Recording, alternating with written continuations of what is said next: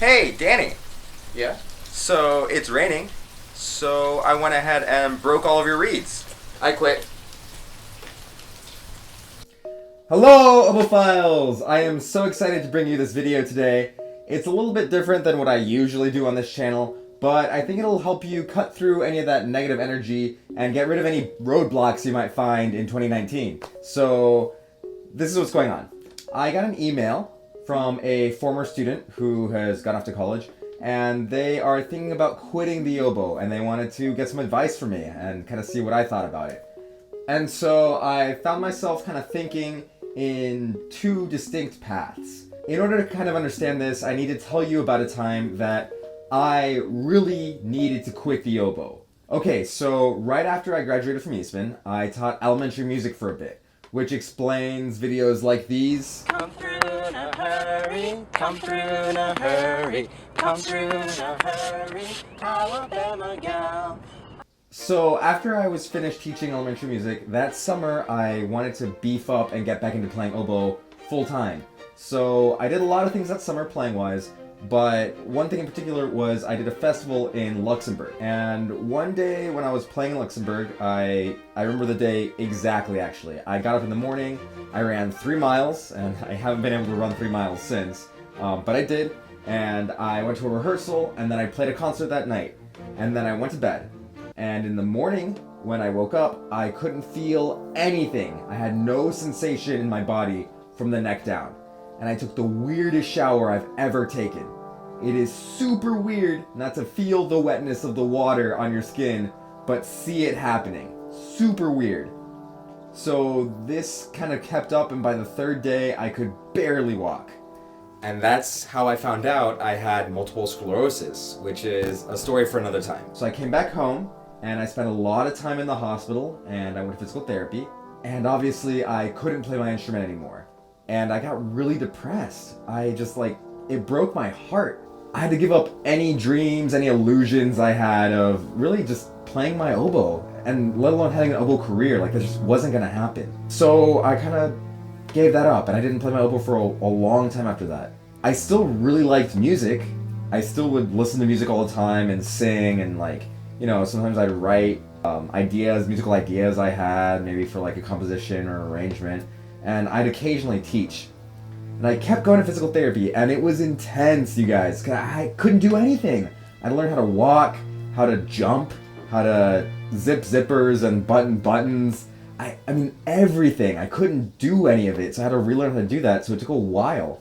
Physical therapists, by the way, are heroes. I have a lot of respect for really good physical therapists. I think they're awesome. So, thanks to any PTs out there. Okay, so this whole time that I was going to physical therapy and not really playing that much, I would, kind of play on the recorder a little bit, or occasionally get the oboe out for fun, once I sort of recover. And I started to go to school again. I was doing pre-med classes, and I actually almost got a biology degree. And while I was doing that, I'd get asked to teach, so I would teach a little bit, and I'd occasionally play a little gig there. I'd get my old reeds out and play, but nothing serious, I just really didn't entertain the idea of having an oboe career. I was actually applying to optometry school when I got involved with this trio, and we're playing a lot more gigs. So it was really weird to be suddenly back kind of full-time oboe, and also applying to optometry school. And after a while, I just realized that, I really liked music, and I should probably play the oboe while I could. I just really wanted to take advantage of the fact that my body was working again, and just kind of play the oboe as much as I could. So that's how I got back into the instrument. Whew, okay, so that's a really long story, but the point is this. Sometimes in life there are situations where you have to quit your instrument. You have to. And that's not the same as quitting music. The instrument, I know it's awesome, and you put a lot into it. You put a lot of your soul into it, and if it's the oboe, it's a lot of time into it, and making reeds is a whole thing. And it's easy to mistake that that's part of your identity, but it's not. It's just a thing you do. But music, on the other hand, is a part of you, and nobody can take that away. You couldn't give it up if you wanted to. It's just in there. And that's not going anywhere. So my advice to college kids who are playing the oboe, and even high school kids who are playing the oboe, is this. If you've made it this far with the instrument, the music is obviously in there. even if you were trying to avoid it, it got in there somehow. So that's already a given. Whether you're playing the oboe or the trombone or the drums or the piano, you have the music inside, or you would have stopped playing in 6th grade. You know, like you would have given up as a kid, but you didn't. So now you're becoming an adult and you're playing the instrument, so the music is in there. And if you want to quit, if you want to quit playing the instrument, that's not enough. You have to need to quit. So if you really need to quit and your life is going through something right now where it's just, maybe it's an injury like it was for me or some health issue, but it doesn't have to be. Maybe it's just that it's not allowing you to do the things in life that you really want to do. And that's acceptable. That's a valid reason, but make sure it's that you need to quit.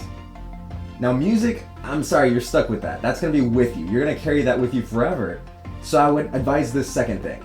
Don't sell your instrument. Don't get rid of it. Because you spend all that time learning how to do it, it will fit back into your life at some point. Or not, and that's okay. Because you will find another avenue to express yourself musically. Whether it's on the oboe, I don't know. But if you need to quit, I would say that's okay. And don't let other people pressure you into doing something. Because you might end up staying on it for the wrong reasons. You might end up staying on it because you're trying to please someone else. And I don't think you should ever do that. So, if you are quitting the oboe, I hope you still stay part of the musical community. And I want to know, if you're watching this video actually, if you've ever thought about quitting, or if you could describe a time that you've gone through, a time where you needed to quit. I'd love to read about it in the comments. So please leave a comment below. That would be awesome if I could know about those times for you. Otherwise, you could share this video with someone who is going through that and might be needing to quit or thinking about maybe quitting, they're on the fence. I don't know. To see more Obophiles videos, don't forget to subscribe. That would be awesome. And I'll be putting up the rest of the Barrett etudes from the Progressive Melodies and a lot more arrangements, multi-oboe kind of things that I'm working on. So stick around for that. And as always, when in doubt, play beautifully.